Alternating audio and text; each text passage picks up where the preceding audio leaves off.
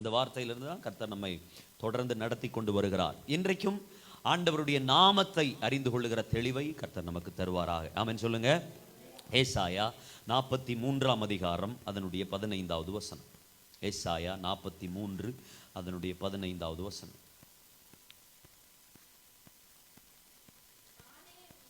நானே உங்கள் பரிசுத்தராகிய கர்த்தரும்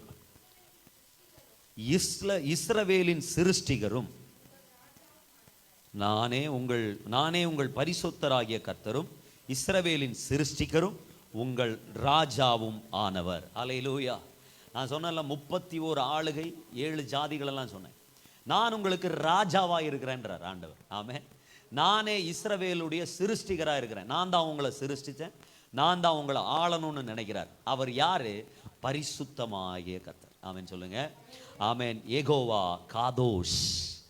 யெகோவா காதோஷ் எழுதிக்கோங்க. யெகோவா காதோஷ், பரிசுத்தராகிய கர்த்தர், நம்மை பரிசுத்தப்படுத்துகிற கர்த்தர். ஆமென். வேதத்தில் நீங்கள் வாசித்து பார்த்தீங்கன்னா 1 பேதுரு 1 அதிகாரம் 15-16 வாசிங்கன்னா, உங்களை அழைத்தவர் பரிசுத்தராய் இருக்கிறது போல நீங்களும் உங்கள் நடக்கைகள் எல்லாவற்றிலேயும் பரிசுத்தராய் இருங்கள். லேவியர் 19 அதிகாரம் 1 கீழே வாசித்து பார்த்தீங்கன்னா, உங்கள் தேவனாகிய கர்த்தராய் இருக்கிற நான் பரிசுத்தர் ஆகையால் நீங்களும் பரிசுத்தராய் இருங்கள். ஆமென்.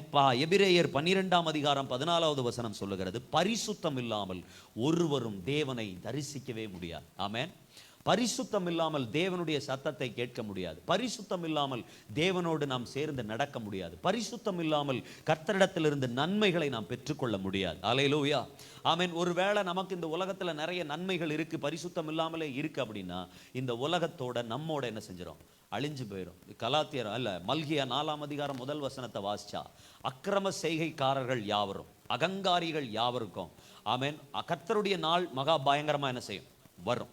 அந்த நாளில் அந்த சூப்பராக அந்த வசனம், அந்த வசனத்தை வாசி, எனக்கு அது டக்குன்னு மறந்து போச்சு. நான் மனப்படமாக சொல்லுவேன். ஆமாம், நீங்கள் வாசிங்கன்னா தெரியும். பாருங்களேன். இதோ சூளையை போல் எரிகிற நாள் வரும், அப்பொழுது அகங்காரிகள் யாவரும் அக்கிரம செய்கைக்காரர் யாவரும் துரும்பை போல் இருப்பார்கள். ஆமென். வரப்போகிற அந்த நாள் அவர்களை சுட்டெரிக்கும்.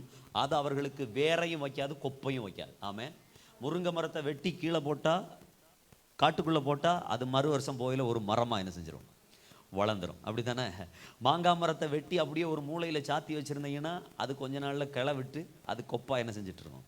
வந்துக்கிட்டு இருக்கோம். கர்ண மரத்தை வெட்டி நீங்கள் சும்மா காட்டுக்குள்ளே எரிஞ்சா போதும், அது புதஞ்சு அதுவே மரமாக என்ன செஞ்சிடும்? வந்துடும். அப்படி கொப்பு இருந்துச்சுனாலும் அந்த மரம் திரும்ப என்ன செய்யும்? வரும். வேறு தேக்கு மரத்தை வெட்டிட்டு அப்படியே விட்டுட்டிங்கன்னா அடுத்த வருஷம் அதில் இன்னொரு தேக்கு என்ன செய்யும்? வரும். சுற்றி இருக்கிற கிளைகளை பிடுங்கிட்டு ஒரே ஒரு தேக்கை மட்டும் மூடி, அந்த பழைய தேக்கை மூடி விட்டீங்கன்னா அது உரமாக மாறி இது மரமாக மாறும். ஆமென் சொல்லுங்க. அல்லேலூயா. அப்படின்னா ஆண்டவர் இங்கே சொல்றாரு, அகங்காரிகள் அக்கிரம செய்கைக்காரர்களுடைய வேரும் இருக்காது, கொப்பும் இருக்காது, ஆண்டவர் அழிச்சு போடுவார். ஆமென். அதுக்கு கீழே உள்ள வசனத்தை பாருங்களேன். ஆனாலும் என் நாமம் தரிக்கப்பட்ட, ஆமென், என் நாமத்துக்கு பயந்து, கர்த்தருடைய நாமத்துக்கு பயந்திருக்கிற உங்கள் மேல் நீதியின் சூரியன் உதிக்கும், அதன் சேட்டைகளின் கீழ் ஆரோக்கியம் இருக்கும். நீங்கள் வெளியே புறப்பட்டு போய் கொழுத்த கன்றுகளைப் போல வளருவீர்கள், துன்மார்க்கரை மிதிப்பீர்கள். நான் இதை செய்யும் நாளிலே அவர்கள் உங்கள் உள்ளங்காலின் கீழ் சாம்பலாய் இருப்பார்கள் என்று சேனைகளின் கர்த்தர் சொல்லுகிறார். ஆமென். சாம்பலுக்கு அப்புறம் வேற ஒரு கேட்டகரியே கிடையாது. ஆமென் சொல்லுங்களேன். சாம்பலை வச்சு வேற ஒண்ணுமே என்ன செய்ய முடியாது. காலில் போட்டு மிதிக்கிறதுக்கு தான் கொள்ளும். ஆமென் சொல்லுங்களேன். அவர்கள் உங்கள் கால்களுக்கு கீழே சாம்பலாய் இருப்பார்கள், ஆனால் கர்த்தருடைய நாமத்துக்கு பயப்படுகிறவர்களை கர்த்தர் அப்படி வைப்பார். ஆமென் சொல்லுங்களேன். அல்லேலூயா. அப்ப அவருடைய நாமத்துக்கு நம்ம பயப்படணும். அவருடைய நாமம் பரிசுத்தம் உள்ள கர்த்தர். ஆமென். பரிசுத்தம் இல்லாமல் நம்ம அவரை என்ன செய்ய முடியாது? தரிசிக்க முடியாது. அவர் யெகோவா காதோஷ். ஆமென்.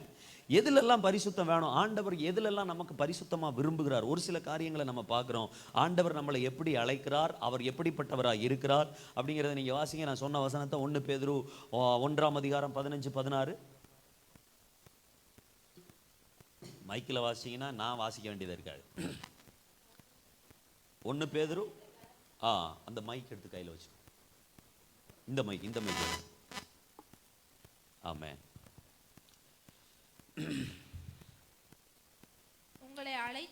உங்களை அழைத்தவர் பரிசுத்தராய் இருக்கிறது போல நீங்களும் உங்கள் நடக்கைகள் எல்லாவற்றிலேயும் பரிசுத்தராயிருங்கள். நடக்கைகள் எல்லாவற்றிலேயும் அப்படின்னா நம்முடைய செயல்கள் எல்லாத்திலையுமே நம்ம பரிசுத்தர்களாக இருக்கணும். ஆமென் சொல்லுங்க. நம்ம செய்கிற, நம்ம பேசுறது, பார்க்கறது, நடக்கிறது எல்லாத்துலேயுமே நமக்கிட்ட என்ன இருக்கணும்? பரிசுத்தம் இருக்கணும். நம்முடைய செய்கைகளில் பரிசுத்தம் இருக்கணும். நம்ம எதை ஒத்துக்கிட்டோமோ அதை சரியாக என்ன செய்யணும். நம்முடைய நடக்கைகள், அதை குறித்து நம்ம பின்னாடி பார்க்கலாம்.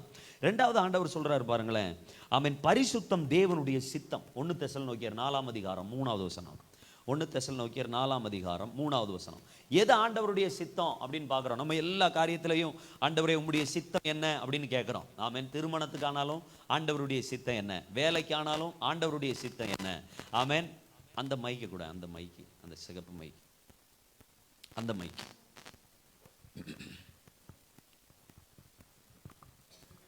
ஆமென். மைக்கு பிரச்சனை பண்ணாதுன்னு நான் நினைக்கிறேன். அல்லேலூயா, அல்லேலூயா. இதாவே எந்த பிரச்சனையும் அல்லேலூயா. கண்டிப்பா இந்த மைக்கில் சவுண்ட் கரெக்டாக இருக்கும் அப்படின்னு நான் நம்புறேன். லைவ்ல ஒருவேளை பாஸ்டர் நீங்கள் கவனிச்சுட்டு இருந்தீங்கன்னா நீங்கள் அதில் போடுங்க. சவுண்டு பிரச்சனை இருந்துச்சுன்னா நான் வேற மைக் மாற்றிக்கிறேன். கர்த்தருக்கு ஸ்தோத்திரம். நம்மை கவனிக்கிற நிறைய தெய்வ மனிதர்கள் இருக்கிறாங்க. ஆமென் சொல்லுங்களேன். அவங்க நம்மளை லைவ்லேயே கரெக்ட் பண்ணணும். வேற வழி இல்லை. நம்ம செக் பண்ணுறதுக்கு வேற ஆள் நம்ம கூடுதல இல்லை. யாராவது ஒருத்தர் வந்திருந்தா அதை குறித்து அவங்க கொஞ்சம் கவனமாக இருப்பாங்க, நம்ம தெரிஞ்சுக்கலாம். ஆமென் சொல்லுங்களேன். அல்லேலூயா. ஆமென். கர்த்தர் நமக்கு உதவி செய்வார். ஆமென். இந்த பிரச்சனை வராதுன்னு நம்புறேன். ஏன்னா மைக்கு மாறும்போது தான் அந்த ப்ராப்ளம் வருது அப்படின்னு சொல்லி ஆமென் சொன்னாங்க. ஆமென் சொல்லுங்க. 1 தெசலோனிக்கேயர் 1ஆம் அதிகாரம் 4ஆம் அதிகாரம் 3வது வசனம் வாசிங்க. நீங்கள் பரிசுத்தம் உள்ளவர்களாக வேண்டும் என்பதே தேவனுடைய சித்தமாய் இருக்கிறது. தேவனுடைய சித்தம். ஆமென். உங்க வேலை, நீங்க ஒரு இடத்துக்கு வேலைக்கு போறீங்க, அது உங்க ஆராதனைக்கு பிரச்சனை அப்படின்னா அது தேவனுடைய சித்தம் கிடையாது. ஆமென். உங்க பரிசுத்த வாழ்க்கைக்கு அந்த வேலை பிரச்சனை அப்படின்னா அது தேவனுடைய சித்தம் கிடையாது. ஆமென் சொல்லுங்களேன். அல்லேலூயா, அல்லேலூயா. அப்பா நீங்க சித்தம் இல்ல நினைச்சிரேன். உங்களுக்கு 6 மணிக்கு தான் வேலை, 9 மணிக்கு நீங்க சர்ச்சுக்கு வந்துடலாம். ஆமென் சொல்லுங்களேன். அல்லேலூயா. அதுக்கப்புறம் 12 மணிக்கு போனா போதும், உங்களுக்கு கேப் இருக்கு, உபவாசத்தோட வந்து கலந்து கொள்ளலாம். ஆமென் சொல்லுங்க. இது சித்தம் இல்லையோ அப்படின்னு ரிஜெக்ஷன் லெட்டர் நாளைக்கு காலையில் இன்னைக்கு போன உடனே பிள்ளைகள்கிட்ட கொடுத்து எழுதிடாதையே. அல்லேலூயா, ஆமென். கர்த்தருக்கு ஸ்தோத்திரம். ஆமென் சொல்லுங்களேன். எது நம்முடைய வாழ்க்கையில சித்தம், தேவனுக்கு பிரியம் இல்ல, தேவனோட நம்மளை ஐக்கியப்பட விடாத எதுவுமே தேவனுடைய சித்தம் கிடையாது. ஆமென். தேவனோட இது நிமித்தம் நமக்கு ஒரு ஐக்கியம் உண்டாக மாட்டேங்குது அப்படின்னு நீங்க நினைச்சீங்கன்னா அது கர்த்தருக்கு சித்தம் கிடையாது. ஆமென். ரட்சிக்கப்படாத ஒரு மனுஷனை திருமணம் பண்றது தேவனுடைய சித்தம் கிடையாது. அந்நிய நுகத்தோடு நீங்க பிணைக்கப்படக்கூடாது. ஆமென். விக்கிரகங்களுக்கும் என் தேவனுடைய பிள்ளைகளுக்கும் சம்பந்தம் ஏது. ஆமென் சொல்லுங்க. அல்லேலூயா. அதுல இன்னொரு இடத்துல எழுதியிருக்கிறார், பேலியாளின் பிள்ளைகளுக்கும் தேவனுடைய பிள்ளைகளுக்கும் எப்படி சம்பந்தம் உண்டாகும். ஆமென் சொல்லுங்களேன். அவர்கள் உலகத்தோடு இருக்கிறார்கள், நம்ம உலகத்தோடு இல்லை. ஆமென். ஆண்டவர் சொல்லுகிறார், நான் திராட்சை செடி, நீங்களோ கொடிகள். ஆமென். திராட்சை செடியில நீங்க நிலைச்சிருக்கும் போதுதான் அதிக கனிகளை என்ன செய்ய முடியும், கொடுக்க முடியும். திராட்சை செடியில நீங்க நிலைச்சிருக்கல அப்படின்னு சொன்னா நீங்க கீழே விழுந்து என்ன செஞ்சிருவீங்க, போயிருவீங்க. நீ உங்களால பிரயோஜனப்பட முடியாது. திராட்சை செடியா கொடியா? Question mark. திராட்சை செடியா கொடியா? இயேசு கிறிஸ்து திராட்சை செடி, நாம் கொடி. அப்படின்னா திராட்சை வந்து செடி, அதுக்குள்ள தண்டு செடி, அதுல இருந்து பரவக்கூடிய கிளைகள் தான் கொடி. ஆமென் சொல்லுங்களேன். அல்லேலூயா, ஆமென். 2 வகையான ஒரே ஒரு செடி, கொடியும் செடியும் சேருகிற உலகத்திலே ஒரு தாவரம் உண்டானால் அது திராட்சை. ஆமென் சொல்லுங்க. சீசனே இல்ல அதுக்கு, எல்லா சீசன். ஒரு பக்கம் நீங்க பாத்தீங்கன்னா கீழே கம்பத்துக்கு இறங்கி போனீங்கன்னா ஒரு பக்கம் கவ்வாத்து எடுத்து போட்டு உரிச்ச கோழி மாதிரியே கிடக்கும். பாத்துருக்கீங்களா? மேல கருப்பு கலரா தண்டு மட்டும் இருக்கும், அதுல பச்சை தண்டு இருக்காது, பச்சை இலை இருக்காது, எல்லாத்தையும் பிடுங்கி போட்டுருவாங்க. இன்னொரு பக்கம் பார்த்தா அது குலைச்சி காய்ச்சி தொங்கிக்கிட்டு இருக்கு. ஆமென் சொல்லுங்க. திராட்சை பழத்துக்கு சீசனே கிடையாது. அதனாலதான் ஆண்டவர் சொன்னார், நம்மை நற்குல திராட்சை செடியாய் ஆமென் கொண்டு வந்து நிலத்தை பண்படுத்தி அதுல இருக்கக்கூடிய கற்களை எல்லாம் பிறக்கி அந்த நிலத்தை நல்ல நிலமா மாட்டி அதுல கொண்டு வந்து நாட்டி இருக்கிறார். ஆமென் சொல்லுங்களேன். நல்ல நிலத்துல நாட்டப்பட்ட நற்குல திராட்சை செடிகள் அதுல இருந்து பரவக்கூடிய கொடிகளை நம்ம என்ன செய்யணும் இருக்கணும். கனி கொடாத எந்த கொடியும் வெட்டப்படும். ஆமென் சொல்லுங்க. நீங்க எப்படி கனி கொடுக்கணும் அப்படின்னா, நீங்கள் அதிக கனி கொடுக்கும்படி நான் என் உபதேசத்தினால் உங்களை சுத்தம் பண்ணுவேன், அதாவது பரிசுத்தம் பண்ணுவேன். உபதேசத்தினால் பரிசுத்தம் பண்ணுவேன். ஆமென் சொல்லுங்களேன். அல்லேலூயா. ஆண்டவர் கொடியா செடியா இருக்கிறாரு, நம்ம அதுல இணைஞ்சிருக்கணும். அதுல இல்லாம நான் இணைய மாட்டேன் அப்படின்னு சொல்லி அந்த கொடி தரையில் என்ன செய்யக்கூடாது, இருக்கக்கூடாது. நீங்க உலகத்துலதான் இருக்கிறீங்க, ஆனா நீங்கள் உலகத்தார் அல்ல. ஆமென். இந்த கொடி இந்த திராட்சை செடி இருக்கு பாத்தீங்களா, அது உலகத்துல நாட்டப்பட்டிருக்கு. ஆனா கொடி எப்பயுமே உயரத்துல தான் என்ன செய்யணும் இருக்கணும். இந்த திராட்சை கொடி தரையில படர்ந்துருச்சுன்னா முயல் புடுங்கி தின்றும், எலி புடுங்கி தின்றும், பலவிதமான பூச்சிகள் புடுங்கி தின்றும். மண்ணுல திராட்சை கிடந்துச்சுன்னா அது அழுகி போயிடும். அதான் நீங்க உலகத்துல இருந்தாலும் நீங்கள் உலகத்தார் அல்ல. நீங்க செடியில இணைக்கப்பட்டு உயரத்துல என்ன செய்யணும் இருக்கணும். நீங்கள் இந்த உலகத்துல உங்களுக்கு உபத்திரவம் இருக்கும், ஆனாலும் நீங்க கவலைப்படாதீங்க, என் மேல நீங்க இருக்கிறீங்க. ஆமென். நான் இந்த உலகத்தை ஜெயிச்சிருக்கிறேன், நான் தான் தரையில நாட்டப்பட்டிருக்கேனே தவிர நீங்க இல்ல. நீங்க உலகத்தை ஜெயிக்காததுனால என்னிலே நிலைத்திருங்கள், அப்பொழுது நீங்கள் அதிக கனிகளை கொடுக்க முடியும். ஆமென் சொல்லுங்க. அல்லேலூயா. யார் கிறிஸ்துவுக்குள்ள இருக்கிறாங்களோ அவங்க தான் பரிசுத்தமா இருக்காங்க. ஆமென். இல்ல நான் தனியா வளர்ந்துருவேன் அப்படின்னு நினைச்சு வெட்டி கீழே விழுந்ததுக்கு அப்புறம் வளரலாம்னு நினைச்சாங்க. ஆமென். இந்த செடியில நிலைச்சிருக்கிற கொடி தான் கனி கொடுக்கும். ஆமென் சொல்லுங்களேன். அல்லேலூயா. 3வது வசனம் சொல்லுகிறது, தேவன் பரிசுத்தமா இருப்பதே தேவனுடைய சித்தம். பரிசுத்தத்துக்கு விரோதமா உங்க வாழ்க்கையில எது வந்தாலும் அது தேவனுடைய சித்தம் கிடையாதுன்னு நீங்க தீர்மானிக்கணும். நிறைய பேருக்கு என்ன சிந்தனை, நான் பரிசுத்தமா இருக்கேன், நான் எப்படியாவது அதை நான் என்ன செஞ்சிருவேன் பரிசுத்தமா மாத்திரும். ஒண்ணும் மாத்த முடியாது. அவங்க சுவிசேஷம் சொல்லி நம்மள அங்கிட்டு மாத்திடுவான். அல்லேலூயா. நம்ம மனம் திரும்பி அங்க மாத்தி போயிடும். ஆமென். நீங்க பரிசுத்தமாக்கப்பட்டிருக்கிறீங்களா, பரிசுத்தமானதை தேடுங்க, கர்த்தர் தருவார். ஆமென் சொல்லுங்களேன். நீங்க நல்ல ஒரு பரிசுத்தமான இருக்கிறீங்களா, பரிசுத்தமான இடத்துல வேலை கிடைக்கும், கர்த்தர் உங்களுக்கு அதை தருவார். ஆமென் சொல்லுங்க. அதுக்காக நீங்க ஒரு வாரம் காத்திருந்தாலும் பரவாயில்ல, காத்திருந்தால் அதற்கு பலன் உண்டு. ஆமென். காத்திருக்கிறவர்கள் புது பலன் அடைவார்கள். ஆமென். ஆனா அவருடைய சித்தத்துக்கு காத்திருக்கிறோம் எல்லாத்தையும் விட்டுட்டு என்ன செய்யக்கூடாது இருக்கக்கூடாது. கர்த்தர் ஒரு வழியைத்தான் வெட்டி விடுவார், அந்த வழியில போகணும். ஆமென். போய் அது கர்த்தரை ஆராதிக்கிறதுக்கு ஏதாவது பிரச்சனை இருக்கா, அதை மட்டும் தான் பார்க்கணும். ஆமென் சொல்லுங்களேன். கவர்மெண்ட் வேலை தான் கர்த்தருடைய சித்தம்னு என்ன செய்யக்கூடாது இருக்கக்கூடாது. உங்களை கொண்டு கர்த்தர் அந்த வேற எங்கேயோ ஒரு இடத்துல ஒரு பெரிய திட்டத்தை என்ன செஞ்சிருப்பார், வச்சிருப்பார். ஒருவேளை கவர்மெண்ட் வேலை சித்தமா வேதனையே இல்லாம கர்த்தர் அதை உங்க கையில் எடுத்து தருவார். ஆமென் சொல்லுங்களேன். அல்லேலூயா. எது சித்தம் அப்படின்னா, தேவனுக்கு விரோதமான, தேவனை விட்டுட்டு நம்மளை பிரிக்கிற எல்லாமே அதா ஆண்டவருக்கு சித்தம் இல்லாத காரியம். ஆமென் சொல்லுங்க. அதுல 7வது வசனத்தை வாசிங்களேன். பரிசுத்தம் தேவனுடைய அழைப்பு. 7வது வசனம் வாசிங்க. தேவன் நம்மை அசுத்தத்திற்கு அல்ல பரிசுத்தத்திற்கே அழைத்திருக்கிறார். ஆகையால் அசட்டை பண்ணுகிறவன் மனுஷரை அல்ல, தமது பரிசுத்த ஆவியை நமக்கு தந்தருளின தேவனையே அசட்டை. நீங்க பரிசுத்தமா இருக்கணும்னு தீர்மானிச்சீங்கன்னா உங்களை பார்க்கிறவங்க எல்லாம் உங்களை அசட்டை பண்ணுவாங்க. அதாவது நீங்க குடிச்சு உலகத்தோட வாழ்ந்து உலகத்திலே கிடந்து உலகத்திலே உழந்து கொண்டு இருக்கும் போது நீங்க யாருக்கெல்லாம் நல்லவங்களா தெரிஞ்சீங்களோ, நீங்க பரிசுத்தமானதுக்கு அப்புறம் உங்களை யாருக்குமே பிடிக்காது. ஆமென். அவங்க உங்களை குறை சொல்லுவாங்க, உங்ககிட்ட குற்றம் சாட்டுவாங்க. இது வரைக்கும் பைபிளை சுமக்காத ஆளு பைபிளை தொட்டுருச்சுன்னா அது வரைக்கும் கவனிக்காத கண்ணெல்லாம் நம்மளை என்ன செய்யும் கவனிக்கும். அதெல்லாம் அது வரைக்கும் நம்மளை பேசாத வாயெல்லாம் நம்மளை என்ன செய்யும் பேசும். இவனா இப்படி அப்படின்னு பேசிக்கிட்டே என்ன செய்யும் இருக்கும். நம்ம ஏதாவது ஒரு சின்ன தப்பு பண்ணாலும் பைபிளெல்லாம் எடுத்துட்டு சர்ச்சுக்கெல்லாம் போறீங்க, இதெல்லாம் தேவையா அப்படின்னு நம்மளை என்ன செய்வாங்க பேசுவாங்க. ஆமென். அதனாலதான் ஆண்டவர் சொல்றாரு, நீங்க எல்லா இடத்துல என்ன செய்யுங்க பரிசுத்தமா நடந்துக்கோங்க. பைபிளை நம்ம கையில் எடுக்கிறது சாதாரண விஷயம் தான், ஆனா இதை எடுத்துட்டா நிறைய காரியத்தை நம்ம ஃபேஸ் பண்ண வேண்டி வரும். ஆமென். ஆனாலும் நீங்க பரிசுத்தமா இருக்கும் போது உங்களை கிண்டல் பண்றாங்க, கேலி பண்றாங்க, அவமானப்படுத்துறாங்க, நிந்திக்கிறாங்கன்னா உங்களை படுத்தல. 7வது வசனத்தை வாசிங்க. தேவன் நம்மை அசுத்தத்திற்கு அல்ல பரிசுத்தத்திற்கே அழைத்திருக்கிறார்.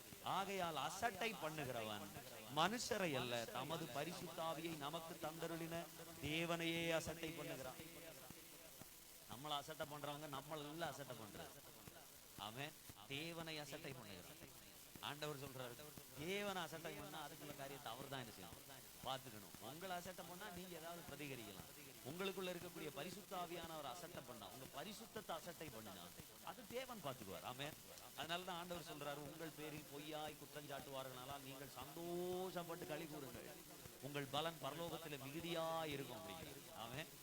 ஆமென். நீங்க நீங்க நீங்க வந்து, அதாவது ஆண்டவர் சொல்றாரு, நீங்க சமாதானம் பண்றவங்களா இருங்க, நீங்க அப்ப தேவனுடைய பிள்ளைகளா இருப்பீங்க. நீங்க சண்டை பண்ண போகாதீங்க, சண்டை மூட்டி விட போகாதீங்க, அப்ப நீங்க தேவனுடைய பிள்ளை அல்ல. சமாதானம் பண்ணுகிறவர்கள் தேவனுடைய புத்திரர் எனப்படுவார்கள். நீங்க யாருக்காவது சமாதானம் படுத்தி வச்சீங்கன்னா, எங்கேயாவது ஒரு இடத்துல உங்க மூலமா ஒரு சமாதானம் வந்துச்சுன்னா, அந்த இடத்துல நீங்க தேவனுடைய பிள்ளையா இருப்பீங்க. உங்க மூலமா ஒரு சங்கடம் வந்துச்சு அப்படின்னா அதுக்கு ஆப்போசிட் தான். அவன் சொல்லுங்களேன். ஆமென். கர்த்தர் நம்மை மற்றவர்களை சங்கடப்படுத்துறதுக்கோ அசுத்தத்திற்கோ நம்மளை அழைக்கல, நம்மளை கர்த்தர் பரிசுத்தத்திற்கு என்று அழைத்திருக்கிறார். காரணம், நம்முடைய ஆண்டவர் பரிசுத்தமான ஆண்டவர். அவர் பரிசுத்தராய் இருக்கிறபடினால் நாமும் பரிசுத்தர் ஆக்கப்படும். ஆமென் சொல்லுங்க. ஹல்லேலூயா. எபிரேயர் 12:14 நம்ம வாசிச்சோம். பரிசுத்தம் இல்லாமல் தேவனை ஒருத்தரும் தரிசிக்க முடியாது. ஆண்டவரை போய் முகமுகமா நீங்க அவர் மூஞ்ச பார்க்கணும்னா நம்மகிட்ட பரிசுத்தம் வேணும். ஒரு நாள் நான் ஜெபம் பண்ணேன். ஆண்டவரே, தானியேல் வந்து ஜெபம் பண்ணும் போது அவனுடைய அறைக்குள்ள நீங்க வந்துட்டீங்க, ஏன் அறைக்குள்ள நீங்க வந்தா எப்படி இருக்கும்னு நான் யோசிச்ச உடனே நான் அடுத்த வாரம் சொன்னேன், தயவு செய்து வந்துடாது. ஏன்னா எனக்கு தெரியும், நான் அந்த அளவுக்கு இன்னும் பரிசுத்தம் ஆகல. எனக்கே அது தெரியுது.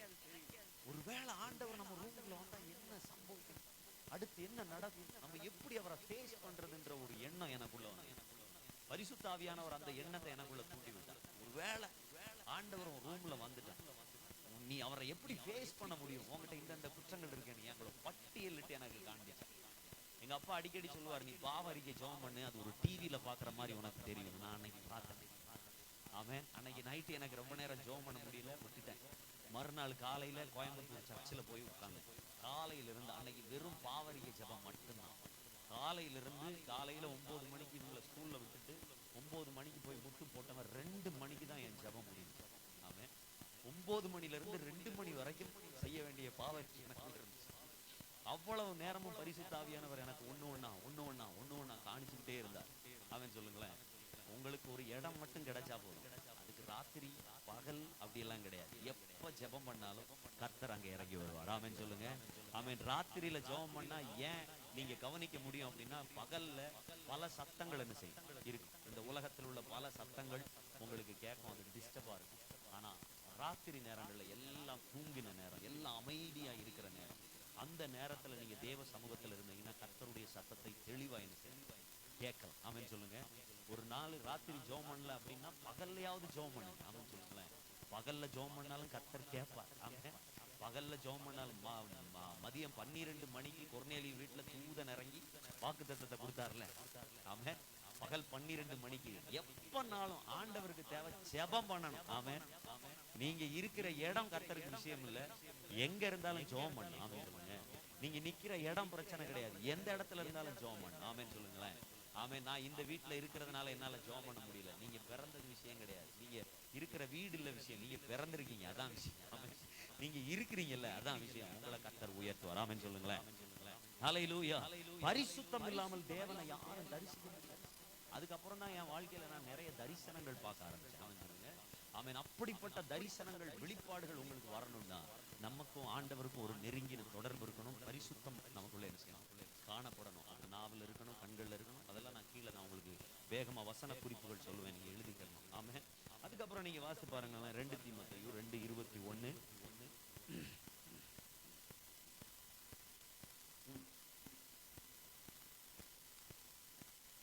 மைக்கில் வாசி. ஆகையால் ஒருவன் இவைகளை விட்டு தன்னை சுத்திகரித்துக் கொண்டால் அவன் பரிசுத்தமாக்கப்பட்டதும் எஜமானுக்கு உபயோகமானதும் எந்த நற்கிரியைக்கும் ஆயத்தமாக்கப்பட்டதுமான கனத்துக்குரிய பாத்திரமாயிருப்பான். பரிசுத்தமான பாத்திரம் ஏதோ அதைத்தான் கர்த்தர் கனப்படுத்துவார். ஆமென். அவன் என் மேல் வாஞ்சையா இருக்கிறபடினால் நான் அவனை விடுவிப்பேன். என் நாமத்தை அவன் அறிந்திருக்கிறபடினால் அவனை நான் உயர்த்துவேன். அவன் என் நாமத்தை அறிந்தபடினால் என்னை நோக்கி கூப்பிடுவான். நான் அவனுக்கு மறு உத்தரவு செய்து அவனை தப்புவித்து அவனை கனப்படுத்துவேன்றார். இந்த கனம் எப்ப நமக்கு வரும் அப்படின்னா, நம்ம பரிசுத்தமான பாத்திரமா இருக்கும் போதுதான் நமக்கு அந்த கனம் என்ன செய்யும், வரும். 2ஆம் அதிகாரம் 21. பாக்கி உள்ளது அதுக்கு மேல நீங்க வாசித்து பார்த்தீங்கன்னா உங்களுக்கு தெரியும். 2 தீமோத்தேயு 2:21 நீங்க வாசிக்கிறோம், நம்ம வாசிக்கிறோம். அதுக்கு மேல நீங்க வாசித்து பார்த்தீங்கன்னா எதுலெல்லாம் நம்ம பரிசுத்தமாகணுங்கிறது அங்க எழுதி இருக்கிறத நீங்க வாசிக்க முடியும். ஆமென்.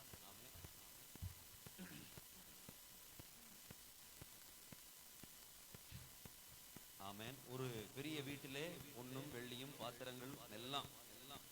ஆமென். நீங்க அதை வீட்டுல போய் என்ன செய்யுங்க, வாசி. நம்மள ஆண்டவர் பரிசுத்தமான ஒரு பாத்திரமா மாத்தணும்னு என்ன செய்றார், விரும்புகிறார். இயேசு கிறிஸ்து சொல்லும்போது சொல்றார், இந்த பாத்திரம் என்னை விட்டு நீங்க கூடுமானா நீங்கும்படி செய்யும். ஏன் பாத்திரம் அப்படின்னு சொன்னார் அப்படின்னு பார்த்தா, அவர் பாவங்களை கழுவும்படி, பாதங்களை கழுவும்படி பாத்திரத்திலே தண்ணீர் வார்த்து கொண்டு தரையிலே உட்கார்ந்தான்னு இருக்கு. பாத்திரத்திலே தண்ணீர் வார்த்து கொண்டு. இப்போ அங்க நீங்க வாசி பார்த்தீங்கன்னா யோவான் 6ஆம் அதிகாரத்துல வாசி பார்த்தீங்கன்னா அவர் சொல்லுகிறார், இல்ல யோவான் 13ஆம் அதிகாரத்துல வாசி பார்த்தீங்கன்னா அவர் பந்தியை விட்டு எழுந்து தன் வஸ்திரத்தை கழட்டி வைத்து அறையிலே ஒரு சீலையை எடுத்து கட்டிக்கொண்டு பாத்திரத்திலே தண்ணீர் வார்த்து பாதங்களை கழுவும்படி தரையிலே உட்கார்ந்தார். அவர் பந்தி அப்படின்னா அவர் பிதாவின் வலது பாரிசத்தில் இருந்தவர். ஆமென். பிதாவின் வலது பாரிசத்துல ராஜாதி ராஜாங்கிற வஸ்திரத்தை கழட்டி பரலோகத்துல வச்சுட்டு சீலையை எடுத்து மனிதன் என்கிற ஒரு ஸ்தானத்தை தரித்துக் கொண்டு இந்த உலகத்தில் பாத்திரத்தில் தண்ணீர் வார்த்து கொண்டு அவர் சொல்றாரு, இந்த பாத்திரம் என்னை விட்டு நீங்க கூடுமானா நீங்கும்படி செய்யும்.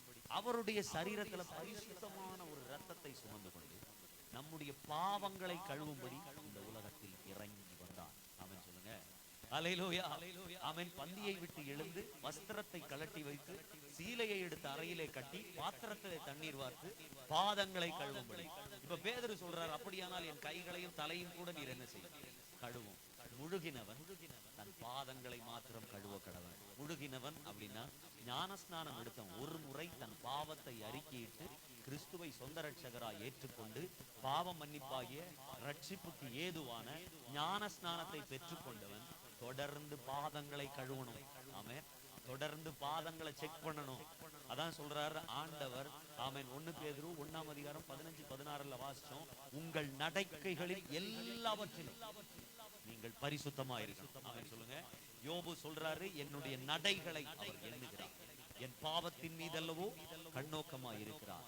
அவர் என் போக்கை, நான் போகிற வழியை அவர் அறிவார். என்னை சோதித்து பார்த்த பின் என்னை பொன்னாக விளங்க செய்வார். அப்படின்னா நம்முடைய நடைகளை தேவன் என்ன செய்கிறார் என்றார். நம்முடைய வழிகளை எல்லாம் தேவன் என்ன செய்கிறார், அறிந்திருக்கிறார். ஆகவே ஆண்டவர் நம்முடைய காரியங்களை எல்லாம் என்ன செய்கிறார்.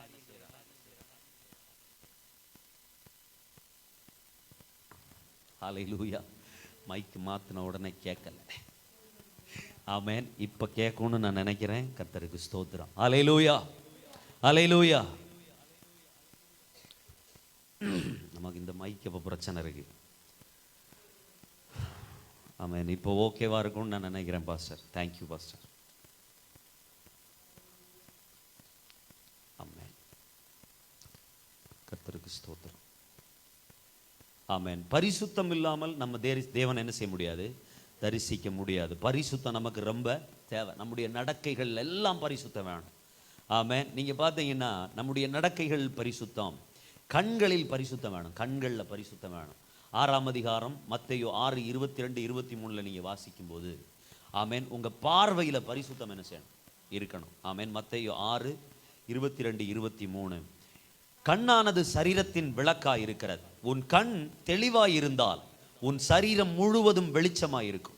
உன் கண் கெட்டதாய் இருந்தால் உன் சரீரம் முழுவதும் இருளாய் இருக்கும். இப்படி உன்னில் உள்ள வெளிச்சம் இருளாய் இருந்தால் அவ்விருள் எவ்வளவு அதிகமாய் இருக்கும். கண்ணு வெளிச்சமா இருக்கணும். வெளிச்சம் கர்த்தராகிய இயேசு கிறிஸ்து. ஆமென். கண்ணுல தெளிவு இருந்துச்சு, நம்முடைய பார்வையில தெளிவு இருந்துச்சு அப்படின்னா நம்முடைய சரீரம் முழுவதும் நாமும் என்ன செய்வோம், பரிசுத்தமா இருப்போம். பார்வை அப்படிங்கன்னா ஒரு மனுஷனை நம்ம பார்த்து தான் நம்ம டிசைட் பண்றோம். இவங்க யாரு, இவங்களுடைய சூழ்நிலை என்ன, இவர்கள் எப்படிப்பட்டவங்க அப்படிங்கிறத நம்முடைய பார்வையில தான் நம்ம என்ன செய்யறோம், டிசைட் பண்றோம். சாமுவேல் தன்னுடைய பார்வையை எலியாப் மேல அனுப்பின போது எலியாப் நல்ல சரீர பலன் உள்ளவன், ராஜாவாகிறதுக்கு சகல தகுதியும் பெற்ற ஒரு மனுஷன். அவனுடைய சரீரத்தில் அவ்வளவு பலனும் அவ்வளவு புஷ்டியும் அவனுக்குள்ள என்ன செஞ்சது, இருந்தது. அப்படி இருந்தும் அவன் ஆமென். அவனை குறித்து ஆண்டவர் சொன்னாரு, சாமுவேலே நீ அவனுடைய முகத்தை பார்க்கிற, ஆமென், அவனுடைய சரீரத்தை பார்க்கிற, நானோ மனுஷனுடைய முகத்தை அல்ல அவனுடைய இருதயத்தை பார்க்கிறேன். ஆமென் சொல்லுங்க. ஆமென். நம்முடைய வெளிப்புறத்தை பார்த்து நம்மளை டிசைட் பண்றாங்க ஆளுங்க. இவங்க இப்படிப்பட்டவங்க, இவங்க இப்படி நடக்கிறாங்க, இவங்க இப்படி பேசுறாங்க, இவங்க இப்படித்தான் செய்வாங்க, இவங்க இப்படித்தான் ஆவாங்க அப்படின்னு நம்முடைய வெளிப்புற தோற்றத்தை பார்த்து நம்மளை டிசைட் பண்றாங்க. ஆனா நம்முடைய இருதயத்தை பார்த்து தான் நமக்கு ஆண்டவர் நம்மளை டிசைட் பண்றார். ஆமென் சொல்லுங்களேன். நம்முடைய இருதயத்தை பார்த்து தான் நம்மளை கர்த்தர் எப்படி ஆசீர்வதிக்கணும்னு தீர்மானிக்கிறார். நம்முடைய இருதயத்தை பார்த்து தான் கர்த்தர் நம்மளை எந்த அளவுக்கு உயர்த்தணும்னு தீர்மானிக்கிறார். நம்முடைய இருதயத்தை பார்த்து தான் கர்த்தர் நம்மளை எந்த அளவுக்கு பயன்படுத்தணும்னு தீர்மானிக்கிறார். ஆமென். இருதயத்தில் யாருக்கு பரிசுத்தம் இருக்குதோ அவங்க தான் தேவனை என்ன செய்ய முடியும், தரிசிக்க முடியும். மத்தேயு 5:8 அல்ல 9 பாருங்க, 8 9 வாசிங்க. ஆமென். 8வது அதிகாரம் 8வது வசனம், இருதயத்திலே சுத்தமுள்ளவர்கள் பாக்கியவான்கள், அவர்கள் தேவனை தரிசிப்பார்கள். ஆமென். இருதயத்தில் பரிசுத்தம் இல்லாமல் தேவனை ஒருவரும் தரிசிப்பது இல்லைன்னு சொல்லி எபிரேயர் சொல்லும்போது, இருதயத்திலே சுத்தம் இருக்கிறவங்க தான் தேவனை தரிசிக்க முடியும்னு மத்தேயு என்ன செய்றார், மத்தேயுல இயேசு கிறிஸ்து சொல்றார். இயேசு மலை பிரசங்கத்தில் சொல்ற வார்த்தை அது, சமாதானம் பண்ணுகிறவர்கள். அடுத்த வார்த்தை தான் சொல்றாரு, சமாதானம் பண்ணுகிறவர்கள் பாக்கியவான்கள், அவர்கள் தேவனுடைய பிள்ளைகள், புத்திரர்கள் எனப்படுவார்கள். அப்படின்னா இருதயத்தில் சுத்தமும் சமாதானமுமான வார்த்தைகள் தான் நம்முடைய வாயிலிருந்து என்ன செய்யணும், வரணும். ஆமென். சமாதானம் பண்ற வார்த்தை வரணும், சமாதானத்தை உண்டு பண்ற வார்த்தை வரணும். ஆமென். ஒரு துக்கத்தை ஏற்படுத்துற வார்த்தையோ இல்ல மனம் சலித்து போகிற வார்த்தைகளோ நம்முடைய நாவிலிருந்து என்ன செய்யக்கூடாது, புறப்படக்கூடாது. யாரா இருந்தாலும் அவங்கள சமாதானப்படுத்த முடியுமா ஒரு வார்த்தையினால? அதை நம்ம சொல்லணும். சமாதானம் அல்லாம அவங்க இந்த வார்த்தை அவங்கள துக்கப்படுத்தணும்னா அந்த வார்த்தையை நம்ம என்ன செய்யக்கூடாது, சொல்லக்கூடாது. ஆமென் சொல்லுங்களேன். ஹல்லேலூயா, ஹல்லேலூயா. நீங்க பாருங்களேன், அதுக்கப்புறம் வார்த்தையில் நம்ம என்ன செய்யணும், அவர் கண்களில் பரிசுத்தம். யோபுவை நீங்க வாசித்து பார்த்தீங்கன்னா 31:1 வாசிச்சா, என் கண்களோடு நான் ஒரு உடன்படிக்கை பண்ணி கொண்டேன். ஆமென். நான் என் கண்களோட உடன்படிக்கை பண்ணி கொண்டிருக்க நான் அந்நிய ஸ்திரீகளை பார்ப்பது எப்படி? கண் பரிசுத்தமா என்ன செய்யணும், இருக்கணும். மத்தேயு 5ஆம் அதிகாரம் 6ஆம் அதிகாரத்தில் ஆண்டவர் சொல்றாரு, வழியில நீ போகும்போது ஒரு ஆளை இச்சையோடு பார்க்கிற எவனும், ஆமென், இருதயத்தில் அந்த பாவத்தை செஞ்சாச்சுன்னு வேதம் சொல்லுகிறாரு. ஆமென். நம்முடைய கண் எதை பார்க்குதோ அதை இருதயம் செய்ய ஆரம்பிக்கும். ஆமென் சொல்லுங்க. அல்லேலூயா. அதனால தான் ஆண்டவர் சொல்றாரு, கண்ணுல நமக்கு பரிசுத்தம் வேணும், கண்ணுல நம்ம சரியா இருக்கணும். ரெண்டாவது சொல்றாரு, வார்த்தையிலே பரிசுத்தம். எபேசியர் 4:29 வாசிங்க. எபேசியர் 4:29.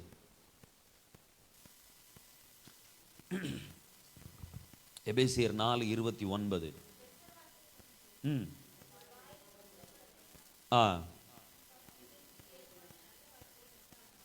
ஆமென்.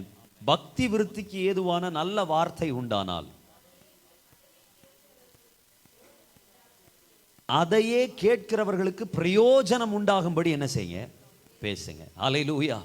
பிரயோஜனம் உண்டாகும்படி பேசுங்க. சவுண்டு உங்ககிட்ட ஃபோன் இருந்துச்சுன்னா சவுண்டு கிளியரா இருக்கான்னு பாருங்களேன். யூடியூப் ஃபோன் இருந்துச்சுன்னா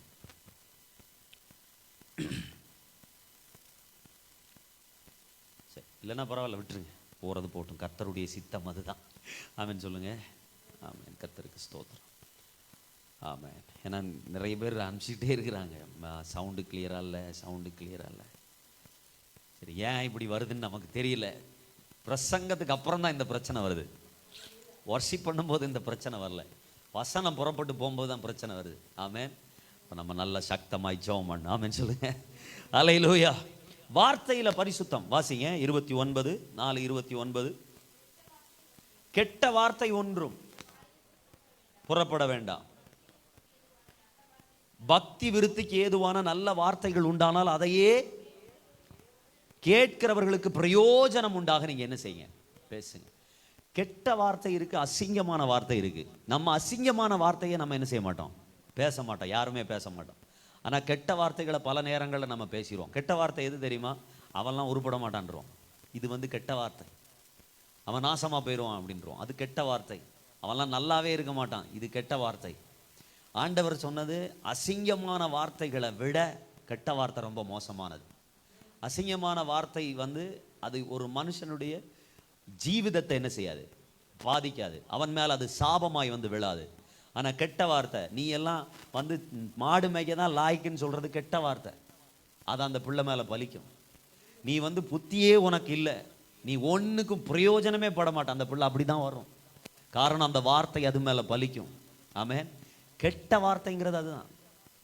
நம்ம அசிங்கமான வார்த்தை பேசலாம். நான் அசிங்கமான வார்த்தை ஒன்றுமே பேசுகிறது இல்லை அப்படின்னு நம்ம சொல்றோம். ஆனா கெட்ட வார்த்தை நிறைய பேசுறோம். ஆமென். நல்லா இருக்க மாட்டான், நாசமா போயிடுவான், விளங்க மாட்டான், ஒரு காசுக்கு உதவாது, அவன் வந்து மாடு மேய்க்கத்தான் லாய்க்கு, பன்னி மேய்க்கத்தான் லாய்க்கு, பசு ஓட்டத்தான் லாய்க்கு, கண்டக்டர் ஆகத்தான் லாய்க்கு. இந்த மாதிரி வார்த்தைகள் வந்து இதைத்தான் ஆண்டவர் சொன்னார், கெட்ட வார்த்தைகள். கெட்ட வார்த்தைகள். நீங்க அசிங்கமான அசிங்கமான வார்த்தைங்கிறது அது ஒரு வார்த்தையே கிடையாது. ஆமென். அது சில உறுப்புகள், சில சம்பவங்கள், இதுதான். இதனால ஒரு மனுஷனுடைய ஜீவிதம் என்ன செய்யாது, பாதிக்காது. ஆனா கெட்ட வார்த்தை நாசமா போயிடுவோம்னா போயிடுவான். ஆண்டவர் சொல்றாரு, பரிசுத்தவான்களை குறித்து வேதம் சொல்லுது, நீங்கள் ஆசீர்வதிக்கிறதே அன்றி சபியாதிருங்கள், நீங்கள் ஆசீர்வதிக்கிறவர்களை நான் ஆசீர்வதிப்பேன். ஆமென். நீங்க யாருக்கு சமாதானம் கூறுறீங்களோ அவங்களுக்கு அந்த சமாதானம் போகும். ஒருவேளை நீங்க சமாதானம் கூறாம வேற என்ன கூறினாலும் அது அவங்கள சேரும். ஒருவேளை அதை அவங்க எடுத்துக்கொள்ளலன்னு வைங்களேன், அது உங்ககிட்டே திரும்பி வரும்னு இருக்கு. ஆமென். சென்னையில் ஒரு பாஸ்டர் இங்கே வந்தெல்லாம் சாட்சி சொன்னார். அவர் வந்து ஒரு கிறிஸ்தவர்களுக்கு விரோதமாக என்ன பண்ணாங்கன்னா செய்வனை வச்சாங்க. கிறிஸ்தவர்களுக்கு விரோதமாக செய்வனை வச்சு தகுடெல்லாம் வீட்டை சுற்றி என்ன செஞ்சாங்க, கொண்டு போய் வச்சாங்க. எதுக்கு வச்சான் அப்படின்னா அவங்க பைத்தியமாகி என்ன செய்யணும், சுத்தணுன்றதுக்காக வச்சாங்க. பைத்தியமாகி சுத்தணுன்றதுக்காக வச்சாங்க. கடைசியில பார்த்தா வச்சவர் பைத்தியமாகி இருந்த இடத்த விட்டு ஓடி போயிட்டார். ஆமென். நீங்க எதை செய்யணும்னு நினைச்சீங்களோ அதை அவங்களுக்கே கர்த்தர் என்ன செஞ்சிட்டார். அப்படின்னா இதுல நம்ம புரிஞ்சிக்க வேண்டியது என்ன, நம்ம யாரை என்ன சொல்றோமோ அதை வச்சு நம்மளும் என்ன செய்வோம், பாதிக்கப்படுவோம். வேதம் சொல்லுகிறது, நம்ம எதை விதைக்கிறோமோ அதையே தான் என்ன செய்வோம், அறுப்போம். என்னத்தை நம்ம விதைச்சிருக்கிறோம் அதை நம்ம கண்டிப்பா அறுத்திருப்போம். அதனால நம்முடைய விதைகள் சரியில்லை அப்படின்னா இப்பவுமே தோண்டி அதெல்லாம் பண்படுத்தி நிலத்தை என்ன செஞ்சிடணும், சரி பண்ணி நற்குல திராட்சை செடியா நம்ம என்ன செஞ்சிடணும், மாறிடணும். ஆமென் சொல்லுங்க. அல்லேலூயா. நம்ம வார்த்தையில நம்ம ரொம்ப கவனமா என்ன செய்யணும், இருக்கணும். ஏசாயா 6:5 நம்ம வாசிக்கும் போது, ஐயோ அதமானேன், அசுத்த உதடுகள் உள்ள மனுஷர் மத்தியில நான் வாசம் பண்றேன். இப்பொழுதோ என்னை ஆமென் சிங்காசனத்தில் வீற்றிருக்கிற ராஜாவை என் கண்கள் கண்டதே. ஆமென் சொல்லுங்களேன். அல்லேலூயா. அப்போ வார்த்தை நமக்கு ரொம்ப முக்கியம். உதடுகள்ல விருத்த சேதனம் இருக்கணும். கெட்ட வார்த்தையெல்லாம் சாதாரணமா சரளமா என்ன செஞ்சிடக்கூடாது, பேசிடக்கூடாது. அதுல ரொம்ப கவனமா இருக்கணும். சிந்தையில பரிசுத்தம். ரோமர் 12:1-2 வாசி பாருங்க. ரோமர் 12:1-2.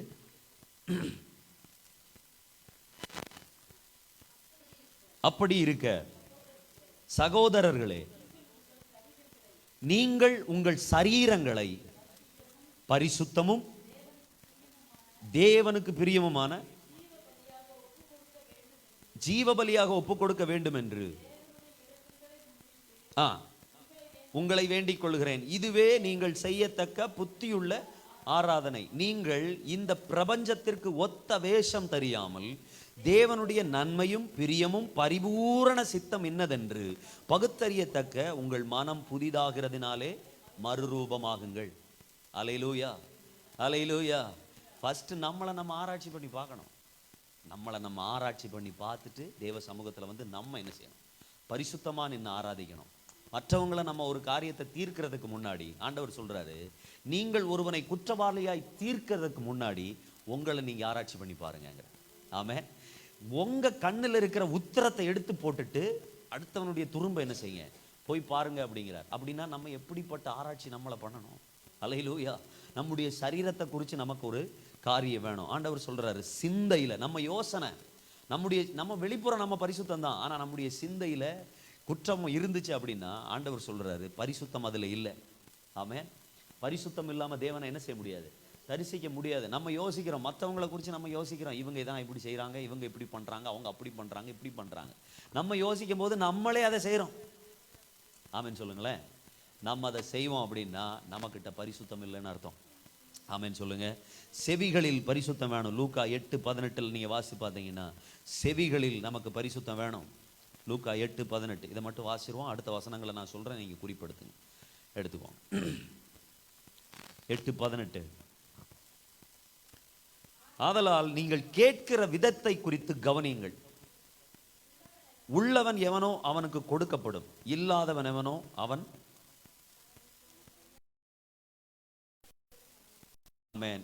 கேட்கிறத குறித்து நமக்கு என்ன செய்யணும், ஒரு தெளிவு இருக்கணும். கர்த்தர் நம்மோடு பேசுறத நமக்கு கேட்குறத குறித்து ஒரு தெளிவு இருக்கணும்.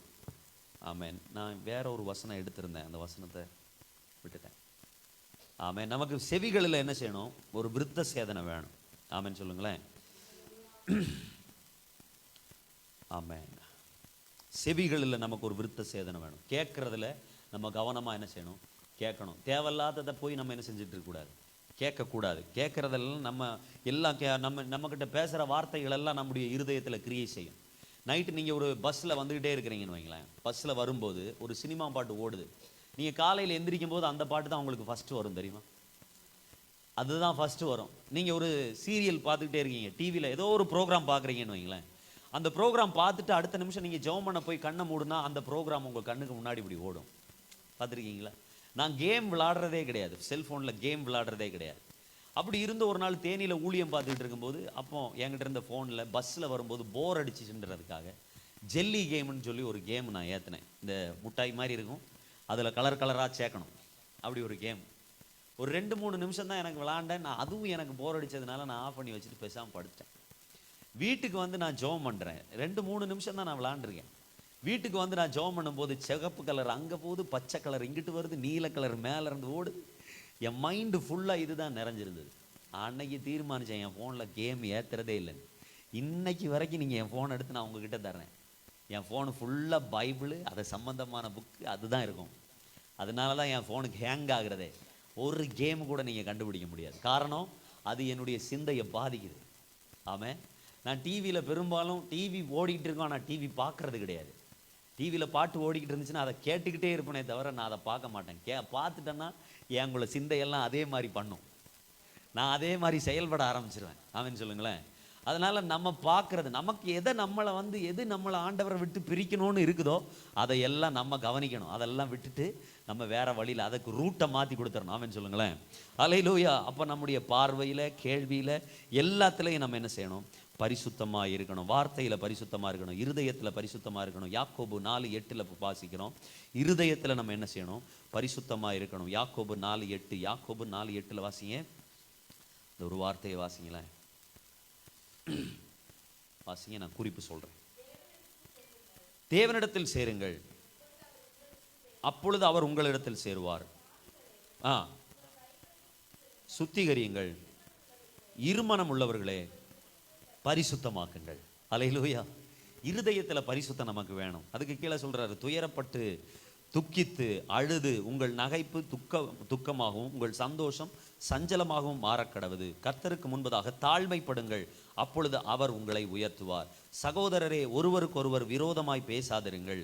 சகோதரனுக்கு விரோதமாய் பேசி தன் சகோதரனை குற்றப்படுத்துகிறவன் நியாயப்பிரமாணத்திற்கு விரோதமாய் பேசி நியாயப்பிரமாணத்தை குற்றப்படுத்துகிறான். நியாயப்பிரமாணத்தை குற்றப்படுத்துகிறவனாகி குற்றப்படுத்துவாயானால் நீ நியாயப்பிரமாணத்தின்படி செய்கிறவனாய் இராமல் அதற்கு நியாயாதிபதியாய் இருக்கிறாய். ஆமென். சகோதரனை குற்றப்படுத்துறவன் பைபிளை குற்றப்படுத்துறாங்களாம். பைபிளை குற்றப்படுத்துறவங்க பைபிளின்படி நடக்காம பைபிளுக்கே நியாயம் தீர்க்கிறவங்களா இருக்கிறாங்க. அதுக்கு கீழே ஆண்டவர் சொல்றாரு, நியாயப்பிரமாணத்தை கட்டளையிடுகிறவர் ஒருவரே, அவர் ரட்சிக்கவும் அழிக்கவும் வல்லவர். மற்றவனை குற்றப்படுத்துவதற்கு நீ யார்? ஆமென். மற்றவங்களை குற்றப்படுத்துறதுக்கு நம்ம யாரு? நம்மளுக்கு அந்த தகுதியே கிடையாது. நம்ம குற்றப்படுத்தணும்னா நம்ம நியாயப்பிரமாணத்துக்கே குற்றவாளி. அது நம்ம வார்த்தையினால இருக்கலாம், சிந்தையினால இருக்கலாம், இருதயத்தில் இருக்கலாம். யாரையுமே குற்றப்படுத்தாதீங்க. முடிஞ்ச வரைக்கும் நம்ம அவங்கள பார்க்குறது அவங்களுடைய நல்லவைகளை மட்டும் பார்ப்போம். அதிலிருந்து சில நல்லதுகளை மட்டும் நம்ம சொல்லுவோம். அது சமாதானம் பண்ணுறதா இருக்கும், அது ஆசீர்வாதமாக இருக்கும். பரிசுத்தம் அப்படிங்கிற தலைப்பில் நிறைய காரியங்கள் இருக்குது. நீங்கள் வேணால் குறிப்பெடுத்துக்கோங்க. கால்களிலே பரிசுத்தம் வேணும். 4ஆம் அதிகாரம் 26வது வசனம் நீதிமொழிகள். கைகளில் சுத்தம் வேணும். சங்கீதம் 24:3-4. ஆவியிலே சுத்தம், பரிசுத்தம் இருக்கணும். 2 கொரிந்தியர் 7ஆம் அதிகாரம் 1வது வசனம். ஆத்துமாவில் பரிசுத்தம் வேணும். எபேசியர் 5ஆம் அதிகாரம் 27வது வசனம். சரீரத்தில் பரிசுத்தம் வேணும். 2 கொரிந்தியர் 7ஆம் அதிகாரம் 1வது வசனம். அதாவது நம்முடைய வாய் அடக்கணும். அதில் நிறைய இருக்குது, அதை நம்ம பின்ன ஒரு நாள் பார்க்கலாம். பரிசுத்தம் வாழ்க்கையில் தேவை. அதுக்கு எப்படி அதை நம்ம பெற்றுக்கொள்ளணும் அப்படின்னா, இயேசுவின் ரத்தம் நம்மை பரிசுத்தமாக்க வல்லமை உள்ளது. 1 யோவான் 1ஆம் அதிகாரம் 7வது வசனம். இயேசுவின் ரத்தம் சகல பாவங்களையும் நீக்கி நம்மை சுத்திகரிக்க வல்லமையுள்ளதாய் இருக்கிறது. எபிரேயர் 13ஆம் அதிகாரம் 12வது வசனம். தேவனுடைய வார்த்தை நம்மை பரிசுத்தப்படுத்தும். ஆமென். நான் உங்களை பரிசுத்தப்படுத்துவேன். எதனால பரிசுத்தப்படுத்துவேன்? சத்தியத்தினாலே நான் உங்களை என்ன செய்வேன்? பரிசுத்தமாக்குவேன். சத்தியம் தேவனுடைய வார்த்தை. யோவான் 17:17. ஆமென். அவர் கடைசி ஜெபம், பிரதான ஜெபம், அதாவது பிரதான ஆசாரிய ஜெபம் பண்ணும்போது அவர் அதை சொல்றார். ஆமென். தேவனுடைய ஆவியினால் நம்மை நாம் பரிசுத்தமாக்கி கொள்ள முடியும். 1 கொரிந்தியர் 3ஆம் அதிகாரம் 16வது வசனம். பரிசுத்தாவி யாருக்குள்ள இருக்கிறாங்களோ, யாருக்குள்ள இருக்கிறாரோ அவர் நம்மை பரிசுத்தமாக்குவார். இது தப்பு, இதை பேசு, இது பேசக்கூடாது, இதை செய்யக்கூடாதுன்னு பரிசுத்தாவியானவர் நம்மை வழி நடத்துவார். பரிசுத்தாவி நம்மை சுத்திகரிப்பார். பரிசுத்தவான்களின் ஐக்கியம், யாரு கூட நம்ம சேர்றோமோ நம்ம அவங்களா என்ன செய்வோம்? மாறுவோம். ஞானியோடு நட, நீயும் ஞானியா என்ன செய்ய முடியும்? மாற முடியும். நீதிமொழிகள் 13:20. நம்ம யாரு கூட சேர்றோமோ அவங்களா தான் நம்மளும் என்ன செய்வோம்? மாறுவோம். நம்ம நன்மை செய்கிறவங்க கூட சேர்ந்தா நம்மளும் நன்மை செய்கிறவங்களா இருப்போம். நம்ம ஜெபம் பண்ணுறவங்களோட சேர்ந்தா நம்மளும் ஜெபம் பண்ணுறவங்களா மாறுவோம். உபவாசிக்கிறவங்களோட சேர்ந்தா நாமும் உபவாசிக்கிறவங்களாகும். நம்ம குற்றஞ்சாட்டுறவங்களோட சேர்ந்தா நம்மளும் குற்றஞ்சாட்டுறவங்களா என்ன செய்வோம்? மாறுவோம். நான் சமீபத்தில் இந்த டிவிலெலாம் சில ஊழியர்களை பற்றி நிறைய குற்றஞ்சாட்டுவாங்கல்ல, குறை சொல்லுவாங்க. அப்படிப்பட்ட ஒரு சிலரோட எனக்கு ஐக்கியம் இருந்துச்சு. அவங்க கூட சேர்ந்து நான் பார்க்குறது இவங்களெல்லாம் அப்படியே பார்க்க ஆரம்பிச்சிட்டேன். அப்புறம் பார்த்தேன், இதெல்லாம் கட் பண்ணி தூரம் மாற்றிட்டேன். நான் யாரு கூடயுமே ஃப்ரெண்ட்ஷிப்பே இல்லாமல் ஆகிட்டேன். நான் தனி மனுஷனாக இருந்தேன். இப்போ கொஞ்சம் ஃப்ரெண்ட்ஸ் இருக்கிறாங்க. அவங்கக்கிட்ட எல்லாம் நான் நல்ல சில குணங்களை நான் என்ன செய்கிறேன், பார்க்குறேன். கர்த்தர் அவங்களெல்லாம் ஆசீர்வதிக்கணும். ஆமேன்னு சொல்லுங்களேன். நல்ல ஐக்கியம் நமக்கு வேணும். ஆமேன். நிறைய ஆலோசகர்கள் இருக்கிறது நமக்கு நல்லது. அது பரிசுத்தவான்களா என்ன செய்யணும்? இருக்கணும். நீங்கள் யார் கூட சேர்றீங்களோ அவங்கள நீங்கள் மாறிடுவீங்க, கண்டிப்பாக மாறிடுவீங்க. ஆமேன். நான் என் மனைவி வேலைக்கு போகும்போது நான் சொன்னேன், இவள் ஒரு சைஸாக சிரிச்சானா நான் சொல்லுவேன், இது மாதிரி யார் சிரிப்பான்னு. அவள் 2வது ஆலோசனை பண்ணி மாற்றிக்கிடுவார். ஆமேன். எல்லாத்துலேயுமே மாற்றம் வரும். நீங்கள் காட்டில் சாலையிலேருந்து சாயங்காலம் வரைக்கும் யார் கூட பேசுகிறீங்களோ அதே பேச்சு வீட்லேயும் வரும். அவங்களுக்குள்ள சுபாவம் என்னவோ அதே சுபாவம் உங்கள் சுபாவமாக மாறிடும். அவங்களுக்குள்ள நடக்கை என்னவோ அதே நடக்கை கொஞ்சம் கொஞ்சமாக நமக்குள்ள இம்பார்ட்டேஷன் ஆகும். ஆமேன்னு சொல்லுங்களேன். பரிசுத்தாவி யாராவது உங்கள் மேலே பரிசுத்தாவியில் உள்ளவங்க கை வச்சா பரிசுத்தாவி பகரும். வேற யாராவது கை வச்சா அந்த ஆவி பகர்ந்துடும். ஆமே, எனக்கு அந்த அனுபவம் இருக்குது. ஆமேன்னு சொல்லுங்களேன். அதனால் நம்ம யார் கூட சேர்றோமோ அவங்கள மாதிரி நம்ம ஆகும். அதனால் நம்முடைய ஐக்கியம் பரிசுத்தவான்களோட என்ன செய்யணும்? இருக்கணும். ஜெப ஜீவிதம் நமக்கு பரிசுத்தத்தை கொண்டு வரும். நம்ம ஜெபிக்கிறோம். நேற்றுக்கு அதை குறித்து ரொம்ப டீட்டெயிலாக ஒரு சில காரியங்களை நான் உங்களோட சொன்னேன். நிறைய காரியங்கள் சொல்லலை, ஒரு சிலது சொன்னேன். 1 தீமோத்தேயு 4:5. பரிசுத்தமாய் வாழ நாம் செய்ய வேண்டியவைகள். பாவத்தை ஒத்துக்கொள்ளணும். ஃபர்ஸ்ட் இது எனக்குள்ள பாவம், இது நான் செஞ்ச பாவம் தான் அப்படின்றத ஒத்துக்கணும். ஃபர்ஸ்ட் நம்ம பாவத்தை ஒத்துக்கிட்டோம்னா நமக்கு பரிசுத்தம் வரும். லூக்கா 18:13. பாவத்தை அறிக்கை செய்ய வேண்டும். சங்கீதம் 32:5. நீதிமொழிகள் 28:13. பாவம் செய்யாதிருக்க தீர்மானம் எடுக்க வேணும். தீர்மானம் எடுக்கணும். நாங்கள் முன்னாடி என்னை குறை சொல்லிக்கிட்டே ஒரு குரூப் இருந்துச்சு. பயங்கரமாக எங்கே போனாலும் குற்றம் சாட்டுவாங்க. பிரசங்க எடுத்தா ஏன்னா பார்த்தே பேசுவாங்க. நான் செஞ்ச ஊழியத்தை சொல்லுவாங்க. அங்கே ஒருத்தர் இருக்கிறார், அவர் அங்கே ஊழியத்துக்கு போனார், இப்படி பண்ணார், அப்படி பண்ணார், இப்படியெல்லாம் சொல்லுவாங்க. அப்போ நான் வீட்டில் நான் அதை போய் எங்கள் அப்பா அம்மாட்ட சொல்லிக்கிட்டே இருப்பேன். அவங்களும் இதை பற்றி பேசிக்கிட்டே இருப்பாங்க. ஒரு நாள் நான் கிச்சனில் எல்லாரையும் வர சொன்னேன். இன்னைக்கு நம்ம ஒரு தீர்மானம் எடுப்போம் அப்படின்னு. இப்போ இல்லை, ஒரு 6, 7, 8 வருஷத்துக்கு முன்னாடி, 8, 9 வருஷத்துக்கு முன்னாடி நான் இன்னைக்கு ஒரு தீர்மானம் எடுப்போம். இனி அந்த நபரை குறித்து இந்த வீட்டுக்குள்ளே பேசக்கூடாது. ஒரு தீர்மானம் எடுத்தேன். கிச்சனில் இருந்து இன்னைக்கு வரைக்கும் நான் இருக்கும்போது யாரையும் பற்றி யாருமே பேச மாட்டாங்க எங்கள் வீட்டில். அவன் யாரை பற்றின உள்ள குறையும் என் முன்னாடி எங்கள் அம்மாவோ என் மனைவியோ எங்கள் அப்பாவோ சொல்லவே முடியாது. அடுத்த நிமிஷம் நான் அதுக்கு பிரதிகரிப்பேன். நான் மட்டும் இல்லை, இப்போ என் பிள்ளைகளும் அதே மாதிரி வர்றாங்க. ஆமேன்னு சொல்லுங்களேன். ஏன்னா என் கூட அவங்க சேர்றதுனால என்னைய மாதிரி ஆகிட்டு இருக்கிறாங்க. ஆமேன். அது என் மனைவியாக இருந்தாலும் டக்குன்னு அட்டாக் பண்ணுவாங்க. அடுத்த நிமிஷம் எங்கே இருந்தாலும் ஒரு சத்தம் வரும், அதை ஸ்டாப் பண்ணுறதுக்கு. ஆமேன். காரணம் அது நான் இருக்கக்கூடாதுன்னு ஒரு நாள் தீர்மானம் எடுத்தோம். அதில் உறுதியாக இத்தனை ஆண்டுகள் கர்த்தர் நடத்த கிருபை செய்தார். ஆமேன்னு சொல்லுங்களேன். அல்லேலூயா. நன்மையானவைகளை நம்ம யோசிக்கணும், நல்லதை பேசணும். அது நம்முடைய பிள்ளைகள் மேலே இம்பார்ட்டேஷன் ஆகும். அவர்களுடைய வாழ்க்கைக்கு அது பிரயோஜனமாக இருக்கும். அதனால் பாவம் செய்யக்கூடாதுங்கிறத அப்படிங்கிற ஒரு தீர்மானம் நமக்குள்ள வேணும். லூக்கா 15:21. தேவன் மேல் விசுவாசம் வைக்க வேண்டும். லூக்கா 15:9. இன்னும் அதுக்கு கீழே ஒரு 10, 20, 25 குறிப்பு இருக்குது. அதை இன்னும் ஒரு நாள் நம்ம பரிசுத்தத்தை குறித்து பேசும்போது டீட்டெயிலாக நான் உங்களுக்கு சொல்லுகிறேன். இப்பொழுது ஆண்டவர் சமூகத்தில் நம்ம எழும்பி நிற்கலாம் அல்லது முழங்கால் படியிடலாம். நம்ம ஜெபம் பண்ணலாம். ஆமேன். முதலாவது நீங்கள் எனக்காக ஜெபம் பண்ணணும். ஆமேன். நல்ல ஒரு செல்ஃபோன் வாங்கணும், அதுக்காக ஜெபம் பண்ணுங்களேன். ஆமென். நல்ல ஒரு செல்ஃபோன் வாங்கணும். இல்லைன்னா ஏன்னா அதை கனெக்ட் பண்ணி எல்லாத்தையுமே இதில் கனெக்ட் பண்ணுறதுனால ரொம்ப பிரச்சனையாக இருக்குது. ஆமென். அதனால் ஆண்டவர் நமக்கு ஒரு செல்ஃபோன் தரணும். ஏன்னா இனி நிறைய காரியங்கள், நிறைய தேவனுடைய வார்த்தைகளை கர்த்தர் நமக்கு தந்திருக்கிறார். அதையெல்லாம் தியானித்து ஜனங்களுக்கு போதிக்கணும்.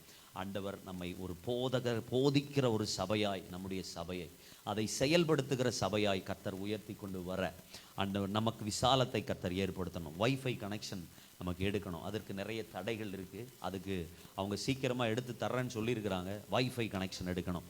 அதுக்காக ஜெபம் பண்ணணும். இதுக்கெல்லாம் நிறைய பணம் தேவை இருக்குது. ஆமென். ஒரு ஃபோன் வாங்கணும்னா அதுக்கான பணம் வேணும்.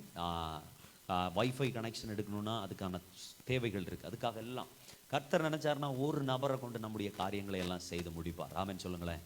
ஆமென். அதனால் நம்முடைய ஜெபம் ரொம்ப அவசியம். அதனால் கண்களை மூடி ஒரு நிமிஷம் அந்த காரியத்திற்காக, ஆண்டவரே நாங்கள் உம்முடைய வார்த்தையை பேசும்படி எங்களுக்கு தேவையான சகலவற்றையும் நீர்த்தார். இப்பொழுது இருக்கிறது உம்முடைய சித்தமாக இருக்கிறபடினால் நாங்கள் அதை குறித்து மகிழ்ச்சி அடைகிறோம். அதை பற்றி எந்த சங்கடமும் எங்களுக்கு இல்லை தகப்பனே. எங்களால் முடிந்த வரைக்கும் நாங்கள் உம்முடைய நாமத்தை மகிமைப்படுத்த விரும்புகிறோம். ஆகவே இப்பொழுது இருக்கிறதற்காக கோடான கோடி நன்றி செலுத்துகிறோம். இதற்கு மேல் நீர் தர சித்தமாக இருந்தால் எங்களுக்கு தாரும், தேவைகளை எல்லாம் சந்தியும். ஆமென். இன்றைக்கு பரிசுத்தமாவதற்கு தங்களை ஒப்பு கொடுத்த உம்முடைய பிள்ளைகளுக்காக ஸ்தோத்திரம். இயேசுவின் நாமத்தில் நான் அவர்களுக்காக ஜெபிக்கிறேன் தகப்பனே. ஆண்டவரே, நீர் யெகோவா காதோஷ், பரிசுத்தமாய் இருக்கிற கர்த்தர். நான் பரிசுத்தர் ஆகையால் நீங்களும் பரிசுத்தராயிருங்கள் என்று சொன்னபடி தகப்பனே, பரிசுத்தத்தை குறித்து தியானிக்க எங்களுக்கு ஒரு நாள் அல்ல, ஒரு வாரம் அல்ல, ஒரு மாசம் அல்ல, பத்தாது தகப்பனே. ஒவ்வொரு குறிப்புகளும் ஒவ்வொரு பிரசங்கமாக இருக்கிறபடினால் எங்களுக்கு அதற்கேற்ற விசாலத்தை கர்த்தர் ஏற்படுத்தி வரும் நாட்களில் இதை குறித்து விசாலமாய் தியானிக்க எங்களுக்கு நீர் கிருபை செய்ய வேண்டுமாய் நாங்கள் ஜெபிக்கிறோம். நாங்கள் பரிசுத்தத்தின் மேல் பரிசுத்தம் அடைந்து ஆமென் சீயோனுக்கு வர எங்களுக்கு நீர் கிருபை செய்வீராக தகப்பனே. ஆண்டவரே, பலத்தின் மேல் பலன் அடைந்து சீயோனுக்கு வர, பரிசுத்தத்தில் இன்னும் பலன் அடைய, இன்னும் நாங்கள் எங்களை சுத்திகரித்துக் கொள்ள, எங்கள் நடைகளை நாங்கள் ஆராய்ந்து பார்த்து எங்கள் நடைகளை சுத்திகரித்துக் கொள்ள நீர் எங்களுக்கு கிருபை செய்ய வேண்டுமாய் நாங்கள் ஜெபிக்கிறோம். வந்திருக்கிற உம்முடைய பிள்ளைகளை ஒப்புக் கொடுக்கிறோம். ஆண்டவரே, நிச்சயமாய் நான் விசுவாசிக்கிறேன், அநேகர் தங்களை தாழ்த்தி இருக்கிறார்கள், ஒப்பு கொடுத்திருக்கிறார்கள் தகப்பனே. நிச்சயமாய் தகப்பனே, இந்த வார்த்தைகளை எல்லாம் உம்முடைய பிள்ளைகளோடு நீர் பேசுகிறீர் தகப்பனே. அவர்களை குத்தி காண்பிக்கவோ அவர்களை குறை சொல்லவோ அல்ல தகப்பனே. இவ்வளவு நாட்களை எடுத்து இவ்வளவு விசேஷமான வார்த்தைகளை ஆயத்தப்படுத்தி ஆண்டவரே இதற்கான நேரத்தை கொடுத்து இதை உம்முடைய ஜனத்தோடு நீர் பேச தீர்மானித்திருப்பீரானா, இதை கொண்டு பிள்ளைகளுக்கும் எனக்கும் மிகுந்த பிரயோஜனம் இருக்கிறது என்பதை நாங்கள் நிச்சயித்திருக்கிறோம் தகப்பனே. ஆண்டவரே, இந்த பிள்ளைகள் ஒவ்வொருவரும் யுத்தத்தில் சிறந்தவர்களாயிருக்க, ஆண்டவரே எங்கள் சபை யுத்தத்திலே சிறந்ததாயிருக்க கர்த்தர் கிருபை செய்வீராக தகப்பனே. வந்திருக்கிற ஒவ்வொருவரையும் நீர் ஆசீர்வதியும். அவர்கள் பரிசுத்தவான்கள் ஆகட்டும் தகப்பனே. அதை குறித்த பரியாசங்கள் வரும்போது இவர்களை அல்ல, உண்மையே குறித்து அவர்கள் பரியாசம் பண்ணுகிறார்கள். ஆண்டவரே, அதை நினைத்து என்னை அல்ல, நீங்கள் தேவனை பரியாசம் பண்ணுகிறீர்கள் என்று சொல்லத்தக்க தகப்பனே, அதை இருதயத்திலே விசுவாசித்து ஆமென், தேவனை பரியாசம் பண்ணினால் தேவன் பார்த்து கொள்வார் என்று அவர்களை நேசிக்கிற இருதயம் மாத்திரம் ஆண்டவரே எங்களுக்குள் காணப்படட்டும். ஜெபம் கேட்டதற்காய் நன்றி, இயேசுவின் மூலம் பிதாவே, ஆமென். என் ஆத்துமாவே கர்த்தரை ஸ்தோத்திரி, என் முழு உள்ளமே பரிசுத்த நாமத்தை ஸ்தோத்திரி. என் ஆத்துமாவே கர்த்தரை ஸ்தோத்திரி, கர்த்தர் செய்த சகல உபகாரங்களையும் மறவாதே. ஆமென், ஆமென், ஆமென். God bless you. கர்த்தர் நம்ம ஒவ்வொருவரையும் எல்லாரும் கலந்து கொள்ளுங்க. கர்த்தர்